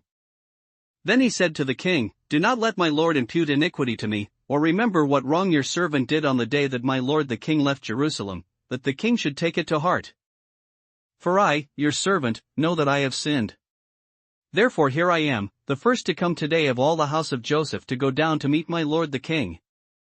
But Abishai the son of Zeruiah answered and said, Shall not Shimei be put to death for this, because he cursed the Lord's anointed? And David said, What have I to do with you, you sons of Zeruiah, that you should be adversaries to me today? Shall any man be put to death today in Israel? For do I not know that today I am king over Israel? Therefore the king said to Shimei, You shall not die. And the king swore to him. Now Mephibosheth the son of Saul came down to meet the king. And he had not cared for his feet, nor trimmed his mustache, nor washed his clothes, from the day the king departed until the day he returned in peace. So it was, when he had come to Jerusalem to meet the king, that the king said to him, Why did you not go with me, Mephibosheth? And he answered, My lord, O king, my servant deceived me. For your servant said, I will saddle a donkey for myself, that I may ride on it and go to the king, because your servant is lame. And he has slandered your servant to my lord the king, but my lord the king is like the angel of God. Therefore do what is good in your eyes. For all my father's house were but dead men before my lord the king. Yet you set your servant among those who eat at your own table. Therefore what right have I still to cry out any more to the king? So the king said to him, Why do you speak any more of your matters? I have said, You and Ziba divide the land. Then Mephibosheth said to the king, Rather, let him take it all, inasmuch as my lord the king has come back in peace to his own house. And Barzillai the Gileadite came down from Rogelim and went across the Jordan with the king, to escort him across the Jordan. Now Barzillai was a very aged man, 80 years old. And he had provided the king with supplies while he stayed at Mahanaim, for he was a very rich man. And the king said to Barzillai, Come across with me, and I will provide for you while you are with me in Jerusalem." But Barzillai said to the king, "How long have I to live, that I should go up with the king to Jerusalem? I am today 80 years old. Can I discern between the good and bad? Can your servant taste what I eat or what I drink? Can I hear any longer the voice of singing men and singing women? Why then should your servant be a further burden to my lord the king? Your servant will go a little way across the Jordan with the king. And why should the king repay me with such a reward? Please let your servant turn back again, that I may die in my own city, near the grave of my father and mother. But here is your servant Shimon, let him cross over with my lord the king, and do for him what seems good to you." And the king answered, "Shimon shall cross over with me, and I will do for him what seems good to you. Now whatever you request of me, I will do for you." Then all the people went over the Jordan. And when the king had crossed over, the king kissed Barzillai and blessed him, and he returned to his own place. Now the king went on to Gilgal, and Shimon went on with him. And all the people of Judah escorted the king, and also half the people of Israel. Just then all the men of Israel came to the king, and said to the king, "Why have our brethren, the men of Judah, stolen you away and brought the king, his household, and all David's men with him across the Jordan?" So all the men of Judah answered the men of Israel, "Because the king is a close relative of ours. Why then are you angry over this matter? Have we ever eaten at the king's expense? Or has he given us any gift?" And the men of Israel answered the men of Judah, and said, "We have 10 shares in the king, therefore we also have more right to David than you. Why then do you despise us? Were we not the first to advise bringing back our king?" Yet the words of the men of Judah were fiercer than the words of the men of Israel. 2 Samuel 20. And there happened to be there a rebel, whose name was Sheba the son of Bichri, a Benjamite. And he blew a trumpet, and said, "We have no share in David, nor do we have inheritance in the son of Jesse, every man to his tents, O Israel." So every man of Israel deserted David, and followed Sheba the son of Bichri. But the men of Judah, from the Jordan as far as Jerusalem, remained loyal to their king. Now David came to his house at Jerusalem. And the king took the 10 women, his concubines whom he had left to keep the house, and put them in seclusion and supported them, but did not go into them. So they were shut up to the day of their death, living in widowhood. And the king said to Amasa, "Assemble the men of Judah for me within 3 days, and be present here yourself." So Amasa went to assemble the men of Judah. But he delayed longer than the set time which David had appointed him. And David said to Abishai, "Now Sheba the son of Bichri will do us more harm than Absalom. Take your lord's servants and pursue him, lest he find for himself fortified cities, and escape us." So Joab's men, with the Cherethites, the Pelethites, and all the mighty men, went out after him. And they went out of Jerusalem to pursue Sheba the son of Bichri. When they were at the large stone which is in Gibeon, Amasa came before them. Now Joab was dressed in battle armor, on it was a belt with a sword fastened in its sheath at his hips, and as he was going forward, it fell out. Then Joab said to Amasa, "Are you in health, my brother?" And Joab took Amasa by the beard with his right hand to kiss him. But Amasa did not notice the sword that was in Joab's hand. And he struck him with it in the stomach, and his entrails poured out on the ground, and he did not strike him again. Thus he died. Then Joab and Abishai his brother pursued Sheba the son of Bichri. Meanwhile one of Joab's men stood near Amasa, and said, "Whoever favors Joab and whoever is for David follow Joab." But Amasa wallowed in his blood in the middle of the highway. And when the man saw that all the people stood still, he moved Amasa from the highway to the field and threw a garment over him, when he saw that everyone who came upon him halted. When he was removed from the highway, all the people went on after Joab to pursue Sheba the son of Bichri. And he went through all the tribes of Israel to Abel and Beth-maachah and all the Berits. So they were gathered together and also went after Sheba. Then they came and besieged him in Abel of Beth-maachah, and they cast up a siege mound against the city, and it stood by the rampart. And all the people who were with Joab battered the wall to throw it down. Then a wise woman cried out from the city, "Here, here! Please say to Joab, 'Come nearby, that I may speak with you.'" When he had come near to her, the woman said, "Are you Joab?" He answered, "I am." Then she said to him, "Hear the words of your maidservant." And he answered, I am listening. So she spoke, saying, They used to talk in former times, saying, They shall surely seek guidance at Abel, and so they would end disputes. I am among the peaceable and faithful in Israel. You seek to destroy a city and a mother in Israel. Why would you swallow up the inheritance of the Lord? And Joab answered and said, far be it from me, that I should swallow up or destroy. That is not so. But a man from the mountains of Ephraim, Sheba the son of Bichri by name, has raised his hand against the king, against David. Deliver him only, and I will depart from the city. So the woman said to Joab, Watch, his head will be thrown to you over the wall. Then the woman in her wisdom went to all the people. And they cut off the head of Sheba the son of Bichri, and threw it out to Joab. Then he blew a trumpet, and they withdrew from the city, every man to his tent. So Joab returned to the king at Jerusalem. And Joab was over all the army of Israel, Benaiah the son of Jehoiada was over the Cherethites and the Pelethites. Aduram was in charge of revenue, Jehoshaphat the son of Ahilud was recorder. Sheva was scribe, Zadok and Abiathar were the priests. And Ira the Jairite was a chief minister under David. 2 Samuel 21. Now there was a famine in the days of David for 3 years, year after year, and David inquired of the Lord. And the Lord answered, It is because of Saul and his bloodthirsty house, because he killed the Gibeonites. So the king called the Gibeonites and spoke to them. Now the Gibeonites were not of the children of Israel, but of the remnant of the Amorites. The children of Israel had sworn protection to them, but Saul had sought to kill them in his zeal for the children of Israel in Judah. Therefore David said to the Gibeonites, What shall I do for you? And with what shall I make atonement, that you may bless the inheritance of the Lord? And the Gibeonites said to him, We will have no silver or gold from Saul or from his house, nor shall you kill any man in Israel for us. So he said, Whatever you say, I will do for you. Then they answered the king, As for the man who consumed us and plotted against us, that we should be destroyed from remaining in any of the territories of Israel. Let 7 men of his descendants be delivered to us, and we will hang them before the Lord in Gibeah of Saul, whom the Lord chose. And the king said, I will give them. But the king spared Mephibosheth the son of Jonathan, the son of Saul, because of the Lord's oath that was between them, between David and Jonathan the son of Saul.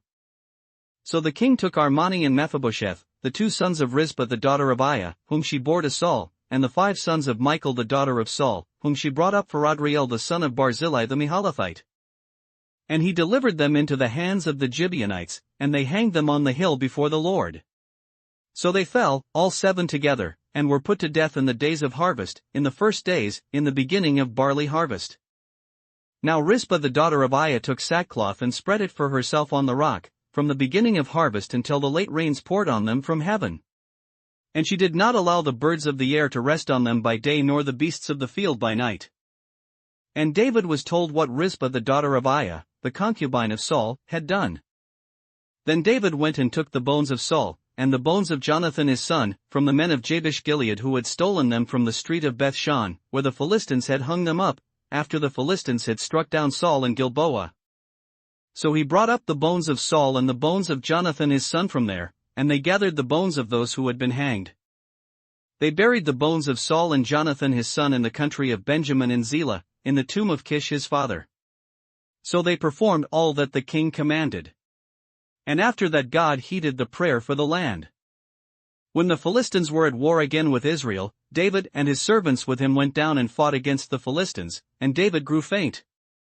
Then Ishbi-benob, who was one of the sons of the giant, the weight of whose bronze spear was 300 shekels, who was bearing a new sword, thought he could kill David. But Abishai the son of Zeruiah came to his aid, and struck the Philistine and killed him.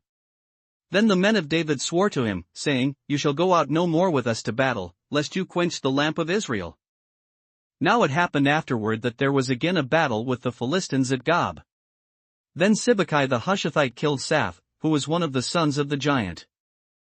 Again there was war at Gob with the Philistines, where Elhanan the son of Jeroregim the Bethlehemite killed the brother of Goliath the Gittite, the shaft of whose spear was like a weaver's beam.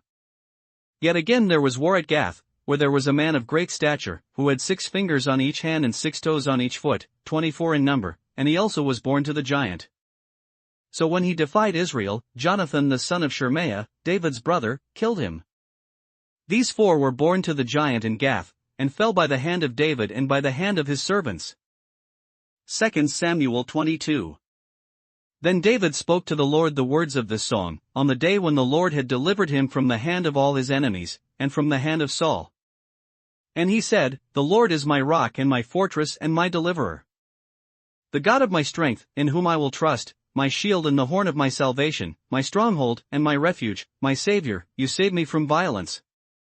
I will call upon the Lord, who is worthy to be praised, so shall I be saved from my enemies. When the waves of death surrounded me, the floods of ungodliness made me afraid. The sorrows of Sheol surrounded me, the snares of death confronted me. In my distress I called upon the Lord, and cried out to my God. He heard my voice from his temple, and my cry entered his ears. Then the earth shook and trembled, the foundations of heaven quaked and were shaken, because he was angry. Smoke went up from his nostrils, and devouring fire from his mouth, coals were kindled by it. He bowed the heavens also, and came down with darkness under his feet. He rode upon a cherub, and flew, and he was seen upon the wings of the wind. He made darkness canopies around him, dark waters and thick clouds of the skies. From the brightness before him coals of fire were kindled. The Lord thundered from heaven, and the Most High uttered his voice. He sent out arrows and scattered them, lightning bolts, and he vanquished them. Then the channels of the sea were seen, the foundations of the world were uncovered, at the rebuke of the Lord, at the blast of the breath of his nostrils. He sent from above, he took me, he drew me out of many waters. He delivered me from my strong enemy, from those who hated me, for they were too strong for me. They confronted me in the day of my calamity, but the Lord was my support. He also brought me out into a broad place, he delivered me because he delighted in me. The Lord rewarded me according to my righteousness, according to the cleanness of my hands he has recompensed me. For I have kept the ways of the Lord, and have not wickedly departed from my God. For all his judgments were before me, and as for his statutes, I did not depart from them. I was also blameless before him, and I kept myself from my iniquity. Therefore the Lord has recompensed me according to my righteousness, according to my cleanness in his eyes. With the merciful you will show yourself merciful, with a blameless man you will show yourself blameless. With the pure you will show yourself pure, and with the devious you will show yourself shrewd. You will save the humble people, but your eyes are on the haughty, that you may bring them down. For you are my lamp, O Lord, the Lord shall enlighten my darkness. For by you I can run against a troop, by my God I can leap over a wall. As for God, his way is perfect, the word of the Lord is proven, he is a shield to all who trust in him. For who is God, except the Lord? And who is a rock, except our God? God is my strength and power, and he makes my way perfect. He makes my feet like the feet of deer, and sets me on my high places. He teaches my hands to make war, so that my arms can bend a bow of bronze. You have also given me the shield of your salvation, your gentleness has made me great. You enlarged my path under me, so my feet did not slip. I have pursued my enemies and destroyed them, neither did I turn back again till they were destroyed. And I have destroyed them and wounded them, so that they could not rise, they have fallen under my feet. For you have armed me with strength for the battle, you have subdued under me those who rose against me. You have also given me the necks of my enemies, so that I destroyed those who hated me. They looked, but there was none to save, even to the Lord, but he did not answer them. Then I beat them as fine as the dust of the earth, I trod them like dirt in the streets, and I spread them out. You have also delivered me from the strivings of my people, you have kept me as the head of the nations. A people I have not known shall serve me. The foreigners submit to me, as soon as they hear, they obey me. The foreigners fade away, and come frightened from their hideouts. The Lord lives. Blessed be my rock. Let God be exalted, the rock of my salvation. It is God who avenges me, and subdues the peoples under me. He delivers me from my enemies. You also lift me up above those who rise against me, you have delivered me from the violent man. Therefore I will give thanks to you, O Lord, among the Gentiles, and sing praises to your name. He is the tower of salvation to his king, and shows mercy to his anointed, to David and his descendants forevermore. 2 Samuel 23. Now these are the last words of David. Thus says David the son of Jesse, thus says the man raised up on high, the anointed of the God of Jacob, and the sweet psalmist of Israel. The Spirit of the Lord spoke by me, and his word was on my tongue. The God of Israel said, the Rock of Israel spoke to me, he who rules over men must be just, ruling in the fear of God. And he shall be like the light of the morning when the sun rises, a morning without clouds, like the tender grass springing out of the earth, by clear shining after rain. Although my house is not so with God, yet he has made with me an everlasting covenant, ordered in all things and secure. For this is all my salvation and all my desire, will he not make it increase? But the sons of rebellion shall all be as thorns thrust away, because they cannot be taken with hands. But the man who touches them must be armed with iron and the shaft of a spear, and they shall be utterly burned with fire in their place. These are the names of the mighty men whom David had: Joshab-Basshebeth the Tachmonite, chief among the captains. He was called Adino the Eznite, because he had killed 800 men at one time. And after him was Eleazar the son of Dodo, the Ahohite, one of the 3 mighty men with David when they defied the Philistines who were gathered there for battle, and the men of Israel had retreated. He arose and attacked the Philistines until his hand was weary, and his hand stuck to the sword. The Lord brought about a great victory that day, and the people returned after him only to plunder. And after him was Shammah the son of Agi the Hararite.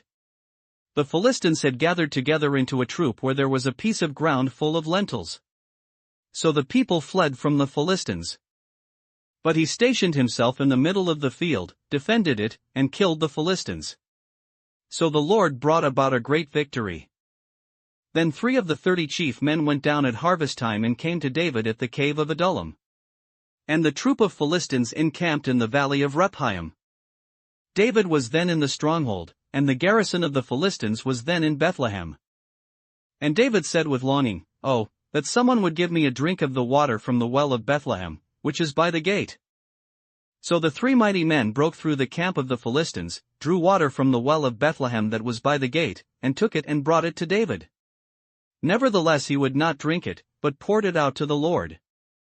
And he said, far be it from me, O Lord, that I should do this. Is this not the blood of the men who went in jeopardy of their lives? Therefore he would not drink it. These things were done by the 3 mighty men. Now Abishai the brother of Joab, the son of Zeruiah, was chief of another 3. He lifted his spear against 300 men, killed them, and won a name among these 3. Was he not the most honored of 3? Therefore he became their captain. However, he did not attain to the first 3. Benaiah was the son of Jehoiada, the son of a valiant man from Kabzeel, who had done many deeds. He had killed 2 lion-like heroes of Moab. He also had gone down and killed a lion in the midst of a pit on a snowy day. And he killed an Egyptian, a spectacular man. The Egyptian had a spear in his hand, so he went down to him with a staff, wrested the spear out of the Egyptian's hand, and killed him with his own spear. These things Benaiah the son of Jehoiada did, and won a name among 3 mighty men. He was more honored than the 30, but he did not attain to the first 3. And David appointed him over his guard. Asahel the brother of Joab was one of the 30, Elhanan the son of Dodo of Bethlehem. Shammah the Haradite, Elika the Haradite. Helez the Paltite, Ira the son of Ikesh the Tekoite. Abiezer the Anathothite, Mebani the Hushathite. Zalmon the Ahohite, Maharai the Netophathite. Helab the son of Bana, the Netophathite, Ittai the son of Ribai from Gibeah of the children of Benjamin. Benaiah a Pirathonite, Hiddai from the brooks of Gash. Abialban the Arbathite, Asmaveth the Baramite. Eliabah the Shalbanite, of the sons of Jashan, Jonathan. Shammah the Hararite, Ahiam the son of Sherar the Hararite. Eliphalet the son of Ahasbai, the son of the Machathite, Eliam the son of Ahithophel the Gilonite. Hezrai the Carmelite, Parai the Arbite. Igal the son of Nathan of Zobah, Bani the Gadite.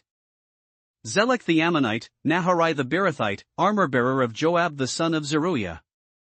Ira the Ithrite, Gareb the Ithrite. And Uriah the Hittite, 37 in all. 2 Samuel 24. Again the anger of the Lord was aroused against Israel, and he moved David against them to say, Go, number Israel and Judah. So the king said to Joab the commander of the army who was with him, Now go throughout all the tribes of Israel, from Dan to Beersheba, and count the people, that I may know the number of the people. And Joab said to the king, Now may the Lord your God add to the people 100 times more than there are, and may the eyes of my lord the king see it. But why does my lord the king desire this thing? Nevertheless the king's word prevailed against Joab and against the captains of the army. Therefore Joab and the captains of the army went out from the presence of the king to count the people of Israel. And they crossed over the Jordan and camped in Aroer, on the right side of the town which is in the midst of the ravine of Gad, and toward Jazer. Then they came to Gilead and to the land of Tadam-Hodshi, they came to Dan John and around to Sidon. And they came to the stronghold of Tyre and to all the cities of the Hivites and the Canaanites. Then they went out to South Judah as far as Beersheba. So when they had gone through all the land, they came to Jerusalem at the end of 9 months and 20 days. Then Joab gave the sum of the number of the people to the king. And there were in Israel 800,000 valiant men who drew the sword, and the men of Judah were 500,000 men. And David's heart condemned him after he had numbered the people. So David said to the Lord, I have sinned greatly in what I have done, but now, I pray, O Lord, take away the iniquity of your servant, for I have done very foolishly. Now when David arose in the morning, the word of the Lord came to the prophet Gad, David's seer, saying, Go and tell David, Thus says the Lord, I offer you 3 things, choose one of them for yourself, that I may do it to you. So Gad came to David and told him, and he said to him, Shall 7 years of famine come to you in your land? Or shall you flee 3 months before your enemies, while they pursue you? Or shall there be 3 days' plague in your land? Now consider and see what answer I should take back to him who sent me. And David said to Gad, I am in great distress. Please let us fall into the hand of the Lord, for his mercies are great, but do not let me fall into the hand of man. So the Lord sent a plague upon Israel from the morning till the appointed time. From Dan to Beersheba 70,000 men of the people died. And when the angel stretched out his hand over Jerusalem to destroy it, the Lord relented from the destruction, and said to the angel who was destroying the people, It is enough, now restrain your hand. And the angel of the Lord was by the threshing floor of Araunah the Jebusite. Then David spoke to the Lord when he saw the angel who was striking the people, and said, Surely I have sinned, and I have done wickedly, but these sheep, what have they done? Let your hand, I pray, be against me and against my father's house. And Gad came that day to David and said to him, Go up, erect an altar to the Lord on the threshing floor of Araunah the Jebusite. So David, according to the word of Gad, went up as the Lord commanded. Now Araunah looked, and saw the king and his servants coming toward him. So Araunah went out and bowed before the king with his face to the ground. Then Araunah said, Why has my lord the king come to his servant? And David said, To buy the threshing floor from you, to build an altar to the Lord, that the plague may be withdrawn from the people. Now Araunah said to David, Let my lord the king take and offer up whatever seems good to him. Look, here are oxen for burnt sacrifice, and threshing implements and the yokes of the oxen for wood. All these, O king, Araunah has given to the king. And Araunah said to the king, May the Lord your God accept you. Then the king said to Araunah, No, but I will surely buy it from you for a price, nor will I offer burnt offerings to the Lord my God with that which costs me nothing. So David bought the threshing floor and the oxen for 50 shekels of silver. And David built there an altar to the Lord, and offered burnt offerings and peace offerings. So the Lord heeded the prayers for the land, and the plague was withdrawn from Israel.